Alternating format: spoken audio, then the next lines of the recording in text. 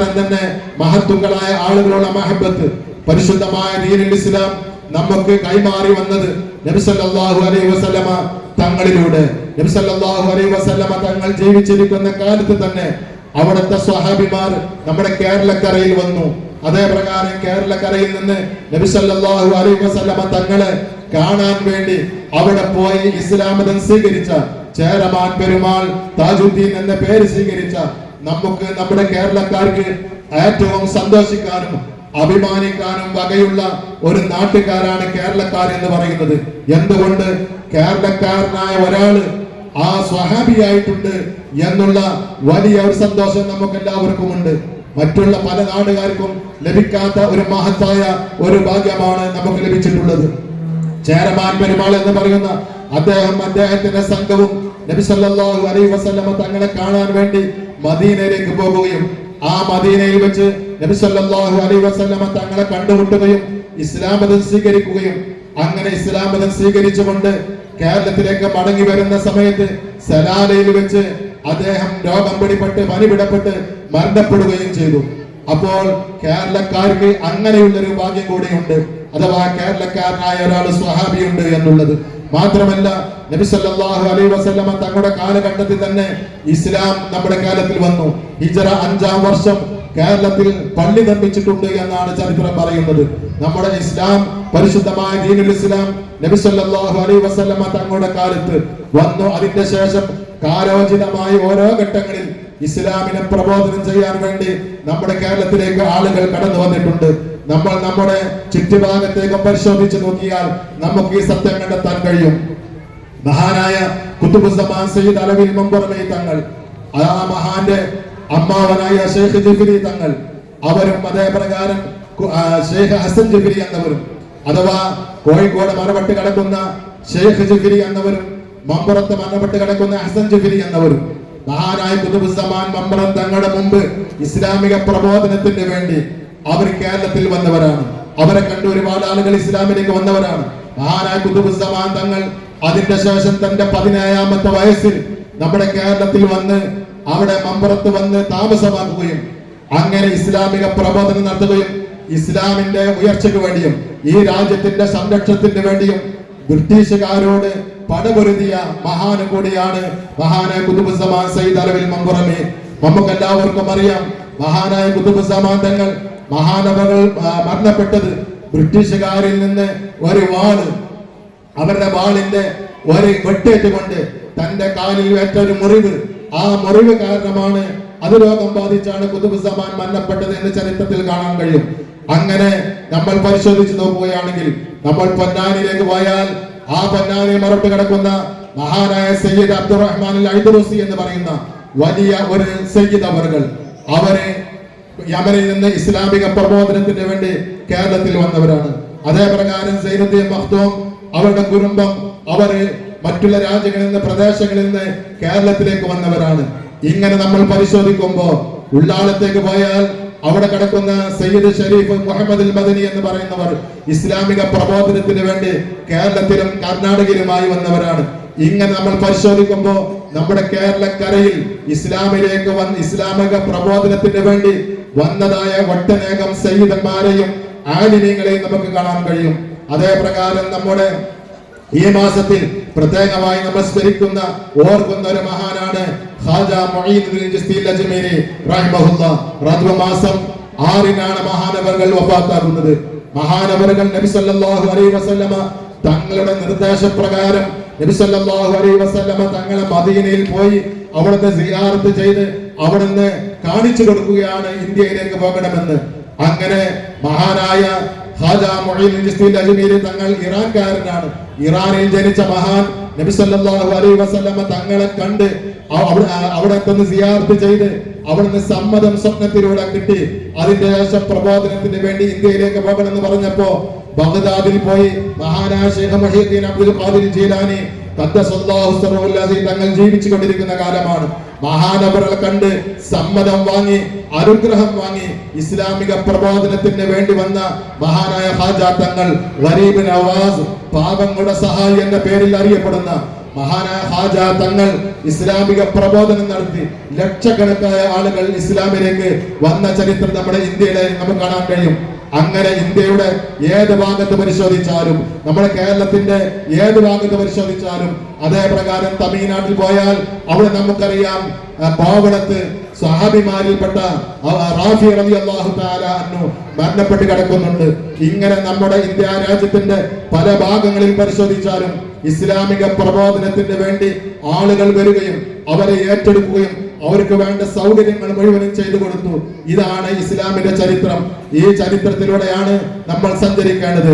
മഹാന്മാരായ മഹത്തുക്കളായ സൂഫി വര്യന്മാർ, ഔലിയാക്കന്മാർ, മഹത്തുക്കൾ അവർ എങ്ങനെയാണോ ഇസ്ലാമിനെ നമുക്ക് പഠിപ്പിച്ചു തന്നത് അതിലൂടെ നമ്മൾ സഞ്ചരിക്കണം. നമുക്കറിയാം മാലിക് ബിൻ ദീനാർ റളിയല്ലാഹു തആല അൻഹു 12 ആളുകളും കേരളത്തിലേക്ക് വന്നപ്പോ അവരെ സ്വീകരിച്ചത് അമുസ്ലിങ്ങളായ ആളുകളായിരുന്നു. ഒരു അമുസ്ലിമായ അപ്പു എന്ന പേരുള്ള ഒരു അമുസ്ലിം സഹോദരൻ, അദ്ദേഹം ഇവരെ കണ്ടപ്പോ അദ്ദേഹം ആ ഇളനീർ വെട്ടിക്കൊണ്ട് ഇവർക്ക് കൊടുക്കുകയാണ്. ആ സമയത്ത് ഈ ആളുകൾ ചോദിക്കുകയാണ്, ഇവിടെ ഈ ഇളനീർ എവിടെ നിന്നാണ് കൊണ്ടുവന്നത്? ആരുടെ മുതലാണ് ഇത്? ആരെങ്കിലും ബലമായി എടുത്തു കൊണ്ടുവന്നതാണോ അല്ലെങ്കിൽ മറ്റുള്ളവരുടെ മുതല് അപഹരിച്ചു കൊണ്ടുവന്നതാണോ? ഈ സമയത്ത് അപ്പു എന്ന് പറയുന്ന ആ സഹോദരൻ അദ്ദേഹം പറയുന്നു, ഇത് എന്റെ പറമ്പിൽ നിന്ന് എന്റെ ഇഷ്ടപ്രകാരം ഞാൻ നിങ്ങൾക്ക് കൊണ്ടുവന്നതാണ്. ആ സമയത്ത് അവർ ചോദിച്ചു, ഇങ്ങനെ ഞങ്ങൾക്ക് തരാനുള്ള കാരണം എന്താണ്? ആ സമയത്ത് നിങ്ങളൊരു യാത്രക്കാരാണെന്നും നിങ്ങളുടെ സ്വഭാവവും നിങ്ങളുടെ ആരാധന കർമ്മങ്ങളും നിങ്ങളുടെ ചുറ്റുപാടുകളും കണ്ടാൽ നിങ്ങൾ നല്ലൊരു മനുഷ്യരാണ്, നിങ്ങളെ പിൻപറ്റാൻ പറ്റും, നിങ്ങളെ വിശ്വസിക്കാൻ പറ്റും, അതുകൊണ്ടാണ് ഞാൻ ഇത് കൊണ്ടുവരാനുള്ള കാരണമെന്ന് ഈ അപ്പു എന്ന് പറയുന്ന സഹോദരൻ കൊടുത്ത സമയത്ത് അവർ അത് ഹലാലാണ്, അത് അവർക്ക് കഴിക്കാൻ പറ്റുന്നതാണെന്ന് ഉറപ്പ് വരുത്തിയതിന് ശേഷം അവർ അത് കഴിച്ചു. ഇങ്ങനെ ഈ പ്രവർത്തനം കണ്ടപ്പോ അദ്ദേഹമാണ് ആദ്യമായി മുസ്ലിമായത്. ഈ അപ്പു എന്ന് പറയുന്ന ആളാണ് മുസ്ലിമായത്. അങ്ങനെ ഇസ്ലാമിലേക്ക് ഇവിടെയുള്ള ഹൈന്ദവരും ക്രിസ്ത്യാനികളും എല്ലാം ഇസ്ലാമിലേക്ക് കടന്നു വന്നിട്ടുള്ളത് മുസ്ലിങ്ങളുടെ സ്വഭാവങ്ങളും അവരുടെ വിശേഷണങ്ങളും അവരുടെ ആദരവുകളും അവരുടെ ജീവിത ശൈലികളും എല്ലാത്തിലുമുള്ള സൂക്ഷ്മതയും ഇതെല്ലാം കണ്ട് അതുകൊണ്ട് മനസ്സിലാക്കിയാണ് ഇസ്ലാമിലേക്ക് ജനങ്ങൾ വന്നിട്ടുള്ളത്. അതുകൊണ്ടാണ് ഇസ്ലാം ഇത്ര വ്യാപകമായത്. നമുക്കറിയാമല്ലോ, നമ്മുടെ കേരളത്തിൽ ഇസ്ലാം കടന്നു വന്നതാണെന്ന് നമുക്കറിയാം, ഇന്ത്യയിൽ ഇസ്ലാം കടന്നു വന്നതാണെന്ന് അറിയാം. എന്നാൽ ഇന്ത്യയിൽ ഇസ്ലാം ആദം നബി അലൈഹി സ്വലാത്തു വസ്സലാം ആദം മലയിൽ മഹാനവറുകൾ ഇറങ്ങുകയും അങ്ങനെ ഇന്ത്യയിലൂടെ യാത്ര ചെയ്യുകയും ഫതുൽ മുഈൻ നമുക്ക് കാണാൻ കഴിയും. ഇന്ത്യയിലൂടെ മഹാനായ ആദം നബി അലൈഹി സ്വലാം നടന്നുപോയി 40 ഹജ്ജ് ചെയ്തിട്ടുണ്ട് എന്ന് കിതാബിൽ രേഖപ്പെടുത്തിയിട്ടുണ്ട്. ആദം നബി അലൈഹി സ്വലാത്തു വസ്സലാമിന്റെ കാലത്ത് ഇതിലൂടെ യാത്ര വന്നിട്ടുണ്ട്. ആദം നബി അലൈഹി സ്വലാം ഇന്ത്യയിൽ വന്നിട്ടുണ്ട്. യഥാർത്ഥത്തിൽ ഇസ്ലാമാണ് ഇന്ത്യയിലെ യഥാർത്ഥ ആദ്യത്തെ മതമെങ്കിലും പിന്നീട് കാലാന്തരങ്ങളിൽ മാറി മറ്റുള്ള മതങ്ങൾ വ്യാപിക്കുകയും പിന്നീട് ഇസ്ലാമിക പ്രബോധനത്തിന് വേണ്ടി നബി സല്ലല്ലാഹു അലൈഹി വസല്ലം തങ്ങളുടെ കാലത്തിന് ശേഷം ആളുകൾ വന്നു. ഈ വന്ന ആളുകളുടെ ജീവിത ചുറ്റുപാടുകൾ, സംസ്കാരങ്ങൾ, അവരുടെ സ്വഭാവങ്ങൾ ഇതെല്ലാം കണ്ടുകൊണ്ടാണ് ഇസ്ലാമിലേക്ക് ആളുകൾ കടന്നു വന്നിട്ടുള്ളത്. എന്നാൽ ഈ വിശ്വാസങ്ങളിൽ നിന്നും ആചാരങ്ങളിൽ നിന്നും ബഹുമാനങ്ങളിൽ നിന്നും നമ്മൾ വിട്ടുമാറിയപ്പോ ഇസ്ലാമിനെ ജനങ്ങൾ തെറ്റിദ്ധരിക്കാൻ തുടങ്ങി, ജനങ്ങൾ അതിനെ വിമർശിക്കാൻ തുടങ്ങി. നമുക്കറിയാം, നിങ്ങളെ പല ആളുകളും അജ്മീറിൽ പോയവരായിരിക്കും. അജ്മീർ അവിടെ എല്ലാ മതക്കാരും മുസ്ലിങ്ങളെക്കാളും മറ്റുള്ള മതക്കാരാണ് അവിടെ വരുന്നത്, ഇപ്പോഴും വന്നുകൊണ്ടിരിക്കുന്നത്. അവിടെ കൊല്ലത്തിൽ നടക്കുന്ന ഈ ആണ്ട് നേർച്ചക്ക് അഥവാ റജബ് 6 അവിടെ നടക്കുന്ന ആണ്ടിന് എല്ലാ വർഷവും പ്രധാനമന്ത്രിയുടെ അവിടെ അദ്ദേഹം കൊടുത്തയക്കുന്ന ചാദർ അവിടെ അതിന്റെ മേലെ വിരിക്കും. അത് അത്രത്തോളം എല്ലാ ആളുകളും ഇന്നും ഖാജ തങ്ങളെ ബഹുമാനിക്കുന്നുണ്ട്. മഹാനായ ഖാജ തങ്ങൾ അവിടെ എല്ലാ ആളുകളും ബഹുമാനിക്കുന്നു, ആദരിക്കുന്നു. മഹാനായ ഖാജ തങ്ങളുടെ മകൻ ഫഖ്റുദ്ദീൻ ബാവസൽബാരി എന്ന് പറയുന്ന ഒരു മഹാന്റെ ഖാജയുടെ മകനാണ്. അദ്ദേഹം മറവിട്ട് കിടക്കുന്നത് ഒരു 60 കിലോമീറ്റർ ദൂരമുള്ള സെൽവാർ എന്ന് പറയുന്ന സ്ഥലത്താണ്. എന്താണ് അദ്ദേഹം അവിടെ മരണപ്പെട്ട് അവിടെയാകാനുള്ള കാരണം ചരിത്രത്തിൽ കാണാൻ കഴിയും.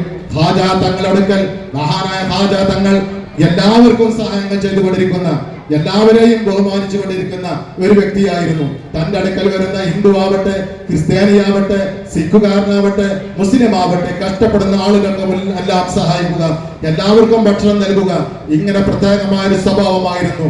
അഥവാ ജമാലിയത്ത് എങ്ങനെയുള്ള ഒരു വിശേഷണം മഹാനായ ഖാജ തങ്ങൾക്കുണ്ടായിരുന്നു. പക്ഷേ അദ്ദേഹത്തിന്റെ മകൻ ഫഖ്റുദ്ദീൻ ബാവസൽവാരി എന്ന് പറയുന്നവർ മഹാന്റെ ശരീരഘടന ജലാലിയത്തായിരുന്നു, ഗൗരവമായിരുന്നു, പ്രത്യേകമായ ഒരു ഹൈബത്തായിരുന്നു. അദ്ദേഹത്തിന്റെ ഹൈബത്ത് പ്രത്യേകമായ സന്ദർഭങ്ങളിൽ അദ്ദേഹത്തിന്റെ ഈമാനിന്റെ പ്രകാശം പെട്ടെന്ന് പുറത്തേക്ക് വരുമ്പോ പല സംഭവങ്ങളും, ഒരു പ്രാവശ്യം അവിടെ ഒരു കുട്ടി മുദ്രിച്ചപ്പോ മഹാൻ ഗൗരവത്തിൽ നോക്കിയപ്പോ ആ കുട്ടി മരണപ്പെട്ടു എന്ന് ചരിത്രത്തിൽ കാണാൻ കഴിയും.